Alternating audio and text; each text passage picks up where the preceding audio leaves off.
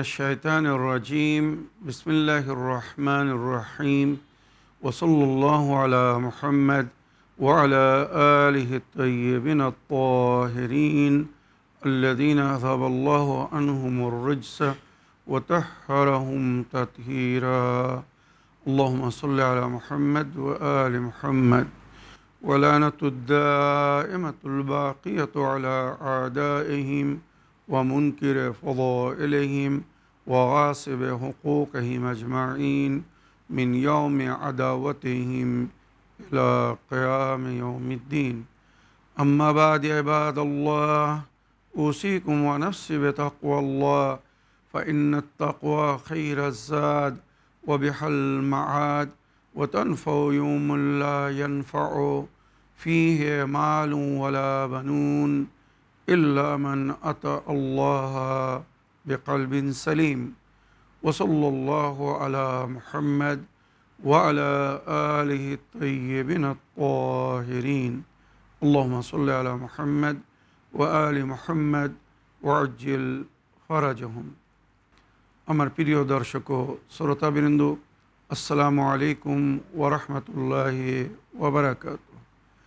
আশা করি আপনারা যে যেখানে আছেন ভালো আছেন, কুশল ও মঙ্গলে আছেন, সুখে থাকুন, শান্তিতে থাকুন, সমস্ত প্রকারের দুঃখ কষ্ট থেকে মুক্তিতে থাকুন। আল্লাহ রব্বুল আলামিনের কাছে এই কামনা করি। যারা অসুস্থ আল্লাহ তাদেরকে সুস্থতা দান করুন, যারা ঋণে ভুগছে আল্লাহ তাদেরকে ঋণ মুক্তি করুন। ওইরূপ যাদের জীবনে কোনো প্রকারের অভাব বা অশান্তি আছে আল্লাহ রব্বুল আলামিন তাদের সকলের জীবনে সুখ শান্তি দান করুন ও সকলের মনোকামনা আশাকে পূরণ করুন। আমাদের সকলকে সৎ পথে চলার, অসৎ পথ থেকে দূরে থাকার এবং এক অপরকে সৎ উপদেশ দেওয়ার তৌফিক দান করুন। আমরা যেন সত্য বা হক জিনিসকে জেনে শুনে মেনে তার উপরে আমল করে সেটা অন্যদের সামনে তুলে ধরতে পারি বা সকলের কাছে পৌঁছে দিতে পারি। আল্লাহ রব্বুল আলামিন আমাদেরকে সেই মনোবল ও নেক তৌফিক দান করুন। আমিন ইয়া রাব্বাল আলামিন। এই দোয়ার সঙ্গে আজকের পর্ব শুরু করতে চলেছি। বিনা কোনো ভূমিকায় সরাসরি আপনাদের পাঠানো প্রশ্নের উত্তর দিতে চাই। তাই আসুন দেখি কোথা থেকে কে কি প্রশ্ন করছেন বা কে কি জানতে চাচ্ছেন। সালামুন আলাইকুম কেবলা। আল্লাহর কাছে দোয়া করি আপনি সবসময় ভালো থাকেন। আমার গত প্রশ্নের উত্তর শুনে খুব ভালো লাগলো, জাযাকাল্লাহ খায়রান। একটি প্রশ্ন ছিল চ্যানেল উইনের কাছে। প্রশ্নটা হলো বিবি রোকাইয়া বিনতে হোসাইন আলাইহিস সালাম ও সাকিনা, এনারা হোসাইন আলাইহিস সালামের দুটি সন্তান নাকি একজনের নাম? যদি দুইজন হয়ে থাকে তাহলে ওনাদের পরিচয় এবং ওনাদের রওজা মোবারক এর স্থান কোথায় একটু বলে দিতেন ভালো হতো। আমি নাসরিন আক্তার, সারসার, যশোর, বাংলাদেশ থেকে বলছি। ভালো থাকেন, ফি আমানিল্লাহ, দোয়ায় স্মরণ রাখবেন। ওয়ালাইকুম আসসালাম রহমতুল্লাহি ওয়া বারাকাতুহু। আমার প্রিয় বোন, আপনার চিঠি লেখার জন্যে, আমাদেরকে দোয়ায় স্মরণে রাখার জন্যে ধন্যবাদ জানাই। আল্লাহ রব্বুল আলামিন আপনাকে দ্রুত এবং পরিপূর্ণ সুস্থতা দান করুন, আপনার সমস্ত মনোকামনা আশাকে পূরণ করুন, আপনার বাল বাচ্চাদের উপরে আপনার ছায়া আল্লাহ বাকি রাখুক। আল্লাহর কাছে এই দোয়া করি।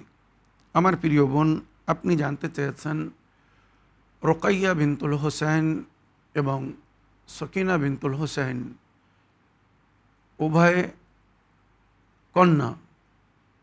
ইমাম হোসেন আলাইহিস সালামের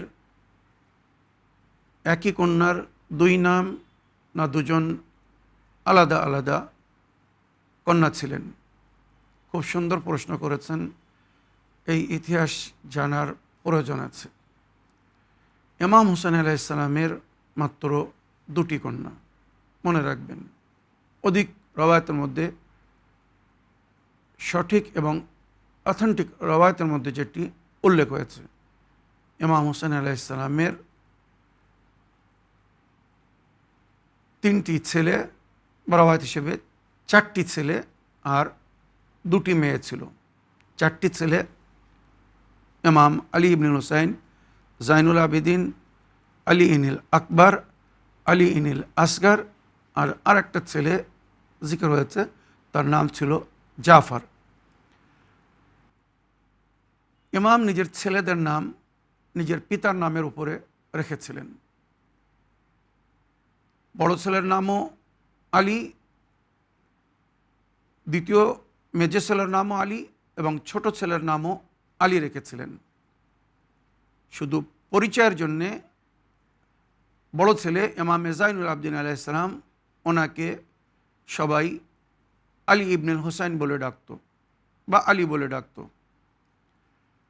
আলী আকবর আলী আসগরের চেয়ে তো বড় ছিল, আর ইমাম হুসাইন আলাইহিস সালামের মেজো ছেলে ছিলেন, তাই ছোটর থেকে বড়কে আকবর বলা হয়, তো ওনাকে আলী আকবর বলে পদবীর সঙ্গে ডাকা হতো।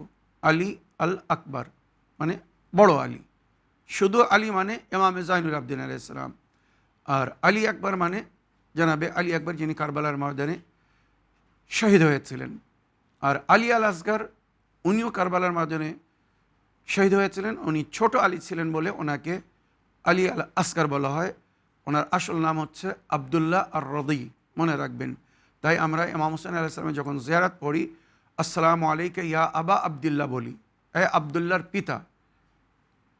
ওনার এই সন্তান, ছোট সন্তান, শিশু সন্তান আলী আসগর এত বড় কাজ করে গেছেন যে ইমাম হুসাইনকে ওনার ছোট ছেলের নামে কুনিয়াত দেওয়া হয়েছে, আসসালামু আলাইকা ইয়া আবা আবদুল্লাহ।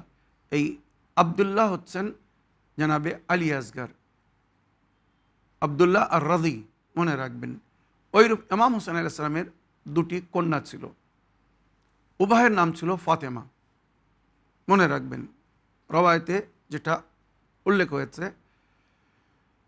ফাতেমা ওনার মা, আর ওনার কন্যা সোগরা যাকে বলা হয়, উনিও ফাতেমা। ওনার মা বড় ছিলেন, ওনার কন্যা ছোট ছিল বলে ওনাকে ফাতেমায় সোগরা বলে ডাকা হতো। আর মেয়েদের মধ্যে বড় ছিলেন বলে ওনাকে ফাতেমায় কোবরা। তো ফাতেমায় সোগরা এবং ফাতেমায় কোবরা একই কন্যা, মনে রাখবেন। এই ইতিহাস খুব কম লোক জানে, আমাদের মধ্যে অনেক ভুল বোঝাবুঝি আছে। তার কারণও ইতিহাসে লেখা হয়েছে, কেননা কিছুরা ভিন্ন রূপেও পরিচয় করিয়েছে, কিন্তু যেটা আসল অথেন্টিক রওয়াজ সেটা হচ্ছে এই যে ফাতেমায় সোগরা এবং ফাতেমায় কোবরা একই কন্যা, যিনি মদিনায় ছিলেন, অসুস্থ ছিলেন। উনি ওনার মায়ের মতো, মানে ইমাম হুসাইন আলাইহিস সালামের মায়ের মতো দেখতে ছিলেন বলে ওনাকে সঙ্গে নেননি। আর দ্বিতীয় কারণ ছিল উনি অসুস্থ ছিলেন। ইমাম হুসাইন আলাইহিস সালামকে যখন সোগরা জিজ্ঞাসা করেছিল যে বাবাজান আপনি আমাকে সঙ্গে কেন নিয়ে যাচ্ছেন না, তো তার উত্তরে ইমাম বলেছিলেন, এক তো তুমি অসুস্থ, আর দ্বিতীয় তুমি আমার মায়ের ছবি, আমার মায়ের মতো দেখতে। আমি দেখছি কারবালায় কি ঘটনা ঘটবে, তারপরে কি হবে, আমি সব কিছু সইতে পারবো, কিন্তু আমার মায়ের মাথা থেকে কেউ পর্দা কেড়ে নেবে, আমি এটা সহ্য করতে পারবো না। তাই সোগরা আমি তোমাকে সাথে নিয়ে যেতে পারছি না বা সাথে নিয়ে যেতে পারবো না। তো ফাতেমা বড় কন্যার নাম, সোগরা এবং কোবরা তার পদবী বা লাকাব। দ্বিতীয় কন্যা ছিলেন ইমাম হুসাইন আলাইহিস সালামের রোকাইয়া, যার আসল নাম হচ্ছে রোকাইয়া বিবি। আর ইমাম হুসাইন আলাইহিস সালাম ওই কন্যাকে নিজের বুকের ওপরে নিয়ে আদর করতেন, ঘুম পাড়াতেন, বড় শান্তি পেতেন। তাই আরবিতে ওটাকে বলা হয় সুকুন বা সাকিনা। তাই ওনার পদবী বা লাকাব ছিল সাকিনা, মনে রাখবেন। সাকিনা নাম না, সাকিনা লাকাব বা পদবী। আসল কন্যার নাম হচ্ছে রোকাইয়া বিনতুল হোসাইন, উনিই হচ্ছেন সাকিনা, যাকে ইমাম হোসেন নিজের বুকের উপরে নিতেন আর বড় শান্তি পেতেন, তাই সাকিনা বলে ডাকতেন। এবারে এখানে যে রওয়ায়েত আমি নিজেও পড়েছি, আপনারাও হয়তো পড়েছেন, কিছু রওয়ায়েতের মধ্যে রোকাইয়া এবং সাকিনাকে আলাদা লেখা হয়েছে। সাকিনা ওনার এক কন্যা ছিলেন এবং রোকাইয়াও ওনার একটি কন্যা ছিলেন, আর রোকাইয়া ছিলেন কারবালায় যাকে আমরা সকিনা বলে জানি বা যিনি পরিচিত, 4 বছর যার বয়স ছিল, কারবালার ঘটনায় যিনি উপস্থিত ছিলেন, ওনার নাম হচ্ছে রোকাইয়া, আর উনি ছোট কন্যা। আর সকিনা কারবালার ঘটনার পরে অনেক দিন বেঁচে ছিলেন, প্রায় 40 বছর বয়সে উনি পরলোক গমন করেছিলেন সিরিয়ায়। বাবু সগীর আহলে বায়তের সদস্যদের ওখানে অনেক কবর আছে, বা সাহাবাদের কবর আছে, সাহাবিয়াদের কবর আছে, ওখানে ওনার একটি কবর আছে। কিন্তু আমি যখন ইতিহাস তদন্ত করলাম, তো যে ঘটনাটা পেয়েছি বা বুজুর্গানে দিনের কাছে শুনেছি, সেটা হচ্ছে বাবু সগীর শামে যে বিখ্যাত কবরস্থান ফওয়াতিন যেটাকে বলা হয়,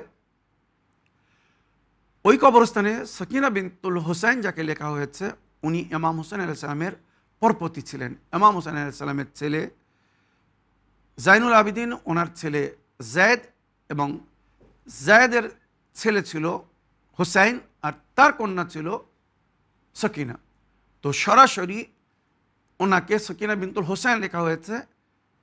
এই হুসাইন জানাবে জায়েদের ছেলে, কিন্তু সাধারণ পাবলিক সকিনা বিনতুল হুসাইন যখন লেখা হয়েছে তো ভাবে সরাসরি ইমাম হুসাইন আলাইহিস সালামের কন্যা।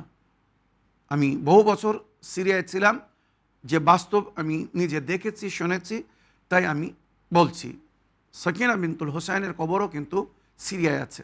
আর রোকাইয়া বিনতুল হুসাইন বা সকিনা নামে যিনি পরিচিত আমাদের নিকটে, 4 বছরের মেয়ে, যিনি কারবালায় ছিলেন, আর সফর মাসের 5 তারিখে উনি শাহাদত বরণ করেছিলেন।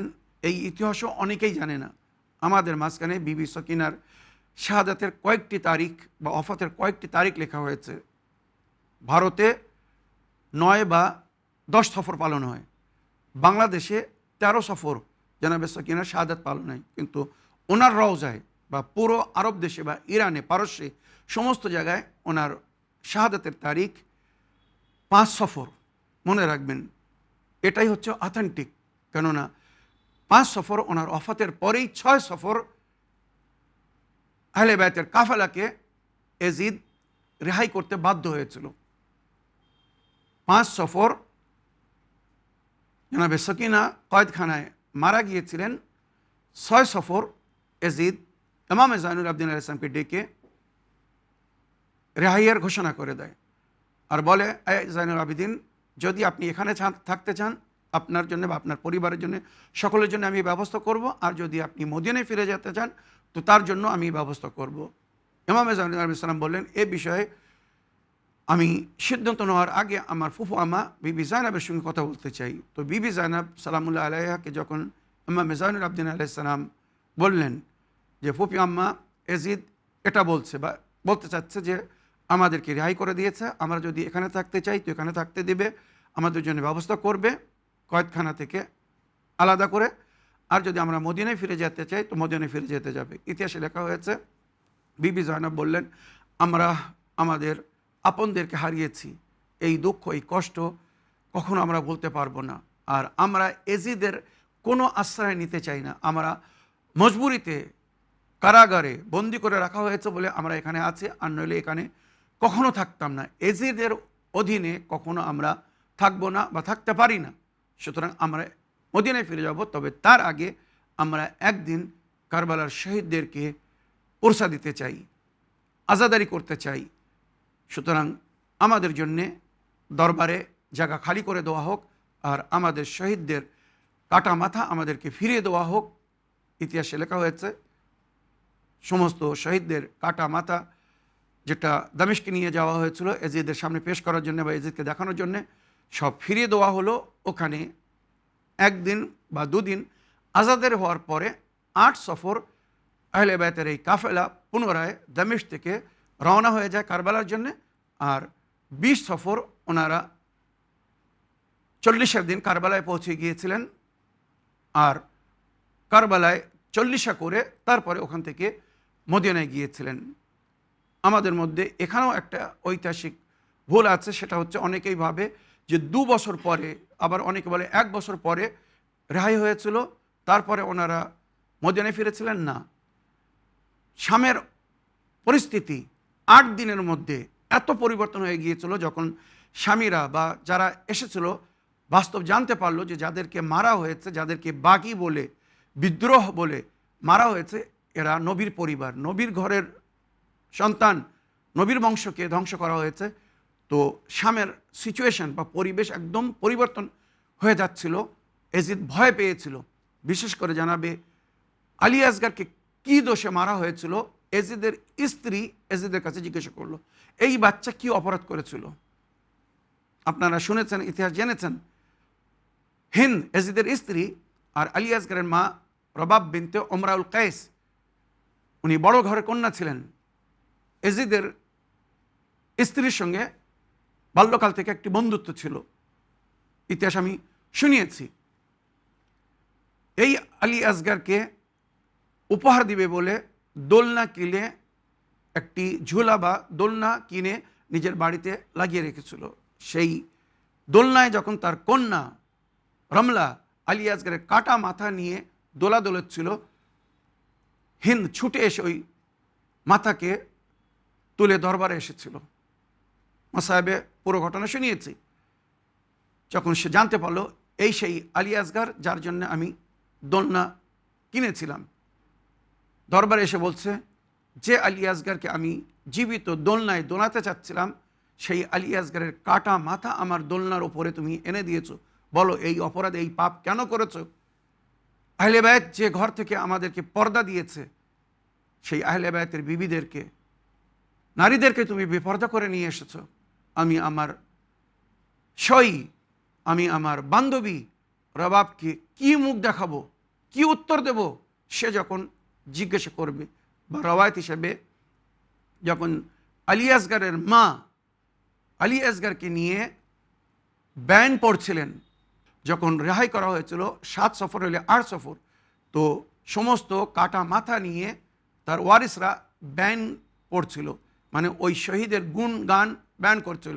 তো আলী আসগারের মা যখন আলী আসগারকে নিয়ে ব্যান পড়ছিল, তো পুরো শামের নারীরা কাঁদতে শুরু করলো। ওই অবস্থায় সবাই এজিদের দরবারের দিকে ছুটে গেল যে বলো এই বাচ্চাকে তুমি কি দোষে মেরেছো, এর কি অপরাধ ছিল? এজিদের কাছে কোনো উত্তর ছিল না। এজিদ মাহলের দরওয়াজা বন্ধ করে নিল আর বলল, আমার কাছে সকলের শিরচ্ছেদ করার, কতল করার, হত্যা করার বা মারার কোনো না কোনো বাহানা আছে, কিন্তু আলী আসগারের জন্য আমি কোনো বাহানা দিতে পারবো না। সুতরাং দরজা বন্ধ করে দাও, নারীদেরকে ফিরে যেতে বলো। তারপরেই সঙ্গে সঙ্গে রেহাইয়ের হুকুম দিয়ে দেয়, কেননা শামের অবস্থা পরিবর্তন হচ্ছিল। তো 5 সফর জানাবে সকিনা যখন কয়েদখানায় মারা গিয়েছিলেন, যাকে রোকাইয়া বিনতুল হোসাইন, বা ওনার রওজার উপরেই এই নাম লেখা আছে রোকাইয়া বিনতুল হোসাইন, যাকে আমরা সকিনা নামে জানি, ওনার ওয়াফাত বা শাহাদাতের পরেই আলী রসুলকে আজাদ করা হয়েছিল। তো আমার প্রিয় বোন, আশা করি বুঝতে পেরেছেন যে ইমাম হোসেন আলাইহিস সালামের 2টি কন্যা, একটির নাম হচ্ছে ফাতেমা আর একটির নাম হচ্ছে রোকাইয়া। ফাতেমা সোগরা বা ফাতেমা কোবরা একই সন্তান, ওইরূপ সকিনা বা রোকাইয়া একই কন্যার নাম। আশা করি আপনার প্রশ্নের আপনি উত্তর পেয়েছেন। না, রওজা শামে এজিদের দরবারের খুব নিকটে, কয়েদখানায়, যেখানে আহলে বায়তকে বন্দি করে বা কয়েদি করে রাখা হয়েছিল, ওই কয়েদখানায় উনি মারা গিয়েছিলেন, ওখানেই ওনাকে দাফন করা হয়েছিল। আগের প্রশ্ন পড়ি, দেখি কোথা থেকে কে কি জানতে চাচ্ছেন। আসসালামু আলাইকুম, জনাব মৌলানা সাবির রেজা সাহেব, আমি নদিয়া জেলা থেকে সুরাজ শেখ বলছি।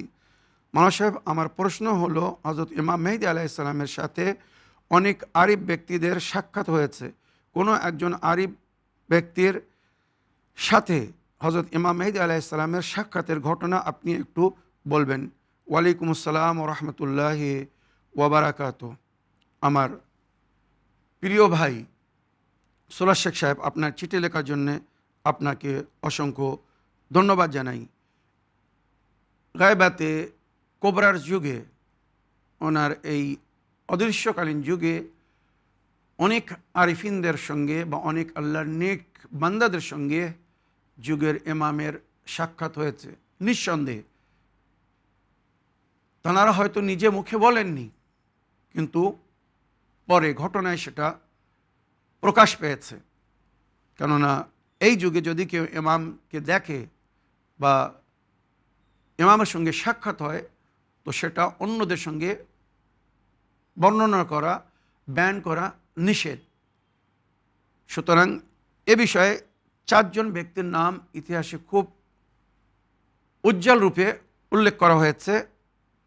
জনাবে আলী বিন মাহজিয়ার আহওয়াজি, ইনি প্রতি বছর হজ করতে যেতেন শুধু ইমামে জামানা আলাইহিস সালামের সাক্ষাৎ পাওয়ার আশায়।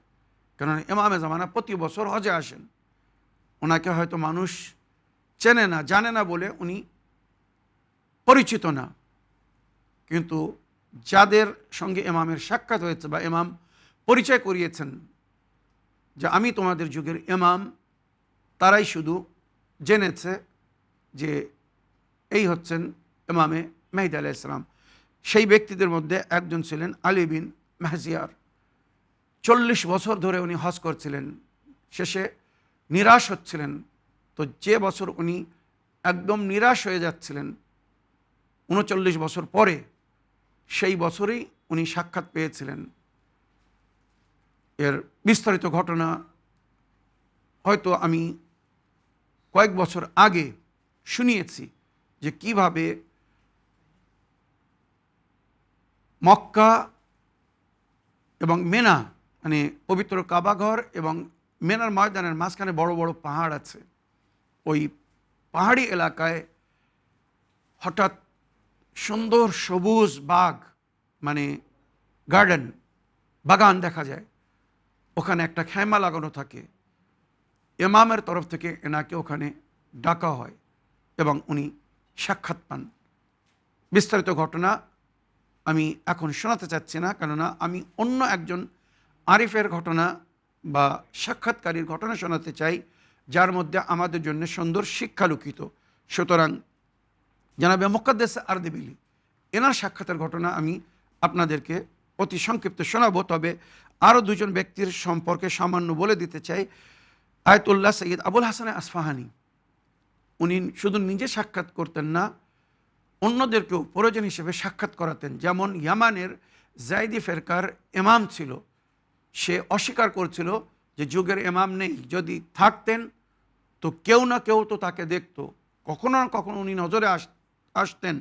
সুতরাং ইমামে জামানার কাছ থেকে অনুমতি নিয়ে এই সৈয়দে আবুল হাসানে আসফাহানি, তখন উনি ইরাকে ছিলেন, বিখ্যাত মারজায়ে তাকলিদ, উনি ইমামের কাছ থেকে অনুমতি নিয়ে চিঠি লিখে জাইদিয়া ফেরকার ইমামকে ডেকে ওয়াদিউস সালামি মাকামে ইমামে জামানা আছে, আপনারা দেখেছেন, যারা জিয়ারতে করতে গিয়েছে তারা জানে, ওখানে সাক্ষাৎ করিয়েছিলেন। এ ঘটনাও ইতিহাসে সুন্দরভাবে লেখা হয়েছে। সৈয়দ ইবনে তাউস, ইনি বহুবার ইমামের সাক্ষাৎ পেয়েছিলেন।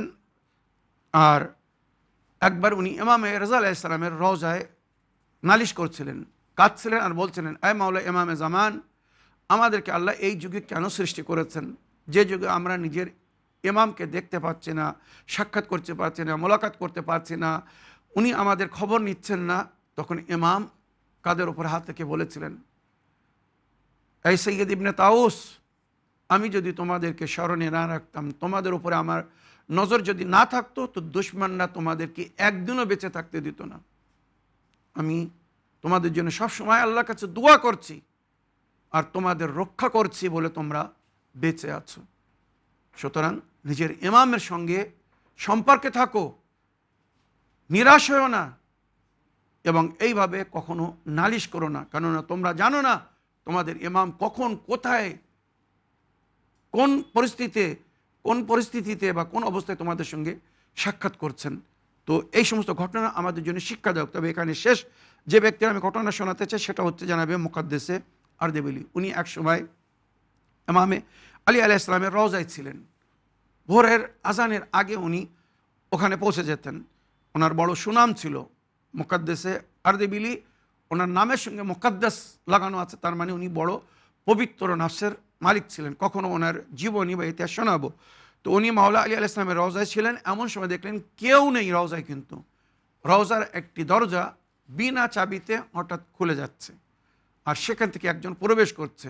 ইমামে আলী আলাইহিস সালামের জারির কাছে আসছে, দাদা বলে সালাম করছে, ভেতর থেকে সালামের উত্তর আসছে, এই ঘটনা দেখে উনি অবাক, কে আসছিলেন, কে এসেছিলেন, কি করে ভেতর থেকে উনি উত্তর পেলেন।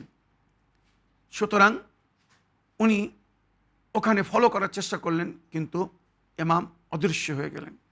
এই ব্যক্তি নিজের সমস্ত সমস্যা মাওলা আলীর সঙ্গে শেয়ার করতেন।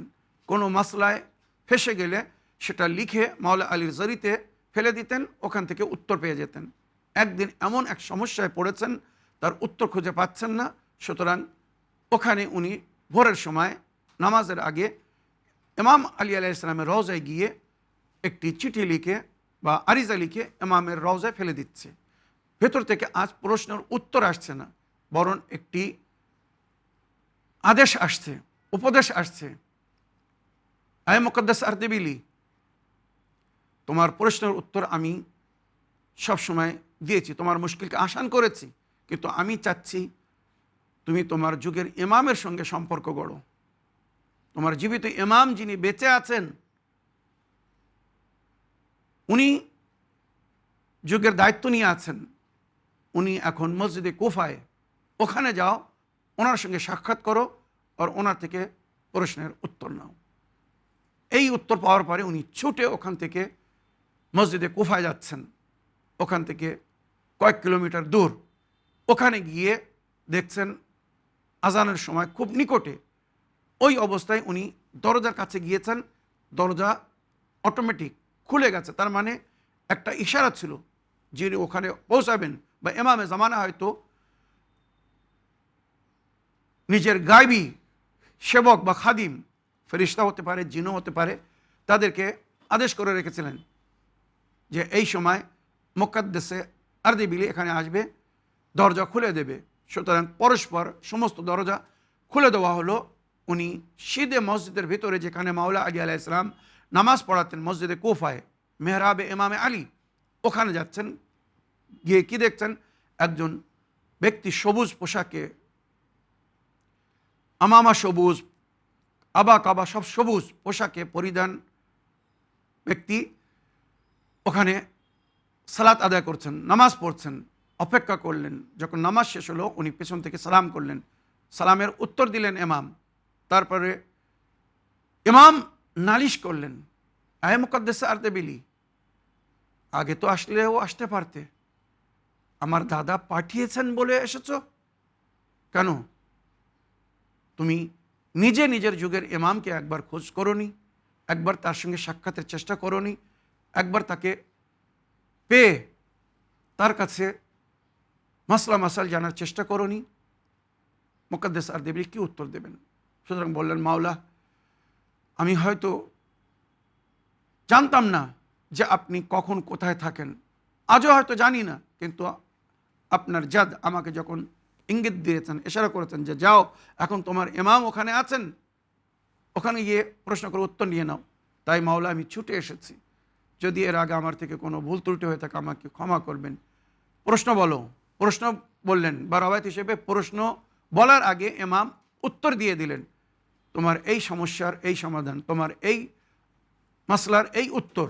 উত্তর পাওয়ার পরে জানাবে মুকদ্দাস আরদেবিলি খুব খুশি হলেন। এবারে উনি জিজ্ঞেস করলেন, মাওলা, আপনার আবির্ভাব কবে হবে? এই জন্য এই ঘটনাটা শোনাচ্ছি। মাওলা, আপনার আবির্ভাব কবে হবে? আপনি কবে প্রকাশ্য রূপে সকলের সামনে আসবেন? তখন ইমাম বললেন, করিবান। শুধু একটা শব্দ বললেন, করিবান, মানে খুব নিকটে ইনশাল্লাহ আমার জোহর হবে। এই করিবান শব্দের ব্যাখ্যা সবাই জানে না, শুধু আরেফিনরা, যারা ইলমে জফর জানে, ইলমুল আদাদ, ইলমুল আরকাম জানে, তারাই বলতে পারবে। সুতরাং এই করিবান, এই শব্দের সংখ্যা হচ্ছে 313। তার মানে ইমাম ইশারায় বলে দিয়েছেন জানাবে মুকদ্দাস আরদেবিলিকে, যেদিন আমার 313 জন সাথী পুরো হয়ে যাবে, আল্লাহ আমাকে অনুমতি দিয়ে দেবেন, আমি প্রকাশ করব, আমি জোহর করব, আমার আবির্ভাব হয়ে যাবে। এই 313 জন নবীর জীবনের প্রথম যুদ্ধের সাথী ছিলেন, বদরের যুদ্ধের। তাই ইমামে জামান আলাইহিস সালাম শেষ যুদ্ধ যখন লড়তে আসবেন, যাকে গজওয়াতুল বলা হয়েছে, ইমাম জোহর করবেন পবিত্র কাবা ঘর থেকে, যেটি রওয়ায়াতে লেখা হয়েছে ইয়ামান থেকে উনি নিজের সাথীদেরকে নিয়ে পবিত্র কাবা ঘরে আসবেন, ওখান থেকে নিজের আবির্ভাব বা জোহরের ঘোষণা করবেন। বাকিয়াতুল্লাহ খায়রুল লাকুম ইন কুনতুম মুমিনিন, সেই বাকিয়াতুল্লাহ হচ্ছে আমি, যার তোমরা অপেক্ষা করছিলে। তারপরে ওখান থেকে মদিনায় যাবেন, ঘটনা আছে। তারপরে কুফা, ওখানে ওনার দাদা যেখানে থেকে নিজের খেলাফতি বা রাজত্ব চালিয়েছিলেন, ইমামে জামানাও কুফাকে ক্যাপিটাল বা রাজধানী করবেন। পুরো বিশ্বে রাজত্ব করার জন্যে ক্যাপিটাল হবে, রাজধানী হবে কুফা। ওখান থেকে এবারে ইমাম নিজের মিশন ঘোষণা করবেন, কখন কোথায় যাবেন। তো ওখান থেকে রবায়ত হিসেবে উল্লেখ হয়েছে নিজের সাথীদেরকে নিয়ে হিমালয় পর্বতের নিকটে। আর এখানে হবে শুরু গাজওয়াতুল মুনাফিকিনদের বিরুদ্ধে, বেদিনদের বিরুদ্ধে, আল্লাহ রসুল আহলে বাইতের দুশমনের বিরুদ্ধে এখান থেকে যুদ্ধ শুরু করবেন। তাই আমাদেরকে খুব বিশেষ রূপে প্রস্তুত হতে হবে, নিজেদের মধ্যে পরিবর্তন ঘটাতে হবে, ইমামের সঙ্গী বা সাথী হওয়ার জন্য প্রস্তুত হতে হবে। আর যে কেউ ইমামের সাথী হতে পারবে না, পবিত্র নফসের মালিক হতে হবে, আন্তরিকতা সৃষ্টি করতে হবে, খুলুস নেক দিল হয়ে আমাল করতে হবে। নবী করিম সাল্লাল্লাহু আলাইহি ওয়াসাল্লাম নিজের বাণীতে বলেছিলেন, মান সাররাহু আন ইয়াকুনা মিন আসহাবিল কায়েম, যদি কেউ আমার কায়েমের সঙ্গী বা সাথী হতে চায়। নবী নিজের যুগে এই ভবিষ্যবাণী করে গেছেন, এই যুগের জন্য, আমাদের জন্য। মান সাররাহু আন ইয়াকুনা মিন আসহাবিল কায়েম, যদি কেউ ইমামে মেহেদী আলাইহিস সালামের সঙ্গী বা সাথী হতে চায়, সাহাবী হতে চায়, ফালিয়ান্তাদির, সে তার অপেক্ষা করবে আসার। তো আমরা সবাই অপেক্ষা করছি। ফালিয়ান্তাদির ওয়া ইয়ামাল বিল ওয়ারা, তাকওয়া এবং পরহেজগারির সঙ্গে দিনের সমস্ত কাজ করতে থাকবে। আল্লাহ যেগুলো করতে বলেছেন সেগুলো করার চেষ্টা করবে, আল্লাহ ও রসুল যেখান থেকে নিষেধ করেছেন সেখান থেকে বিরত থাকবে। এটা হচ্ছে ইয়ামাল বিল ওয়ারা ওয়া মাহাসিনুল আখলাক। আর নিজের চরিত্রকে, নিজের ব্যবহারকে সুন্দর করবে, তার ব্যবহারকে, তার চরিত্রকে দেখে যেন মানুষ বলে যে হ্যাঁ, এই ব্যক্তি ইমামে জামানার সঙ্গী বা সাথী হওয়ার যোগ্য। আমাদের ব্যবহার যদি এমন না হয়, আমরা কখনো ইমামের সঙ্গী বা সাথী হতে পারবো না। কেননা কোনো চরিত্রহীন, যার ক্যারেক্টার ভালো না, ক্যারেক্টারলেস, সে যদি ইমামের সঙ্গী বা সাথী হয় তো মানুষ খোঁটা দেবে, বিদ্রুপ কথা বলবে, এই ব্যক্তি ইমামের সাথী। যে মিথ্যা কথা বলে, গীবত করে, চুগলি করে, গালাগালি করে, ধোঁকা দেয়, ধাওতেবাজি করে, মানে সমাজে যেগুলো পরিচিত আপনারা জানেন।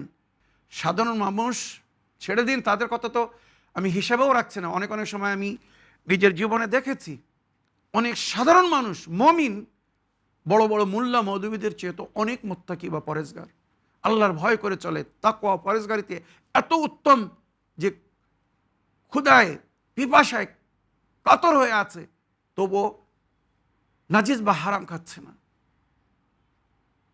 অবৈধভাবে সঞ্চয় করছে না। এমন অনেক যুবককে আমি জানি ব্যক্তিগত রূপে, যারা অনেক মোল্লা মৌলবীদের চেয়ে তো অনেক উচ্চ স্থান রাখে নিজের ইমান হিসেবে। তো ইমাম কি বলছেন, যদি তোমরা আমার সঙ্গী বা সাথী হতে চাও তো নিজের ব্যবহারকে সুন্দর করো, তাকওয়া পরহেজগারের সঙ্গে দিনের পথে চলতে থাকো। ওয়াকসরুদ দুআ বিতাজিলিল ফরজ ফাইন্না যালিকা ফরজুকুম, আর আমার জোহরের জন্য বেশি থেকে বেশি দোয়া করতে থাকো, কারণ আমার জোহরের পরেই তোমাদের জীবনের সুখ শান্তি ফিরে আসবে, যার তোমরা আশা নিয়ে আছো। সমস্ত প্রকারের অন্যায়, অবিচার, জুলুম ও অত্যাচারকে মুছে শেষ করে ন্যায়ের স্থাপনা করবেন, ইনসাফ করবেন, নেকিতে এই বিশ্বকে পরিপূর্ণ করবেন। আল্লাহ ওই ইমামের জোহরে আবির্ভাবে জলদি করুন, আমরা যেন ওনার সঙ্গী বা সাথী হতে পারি।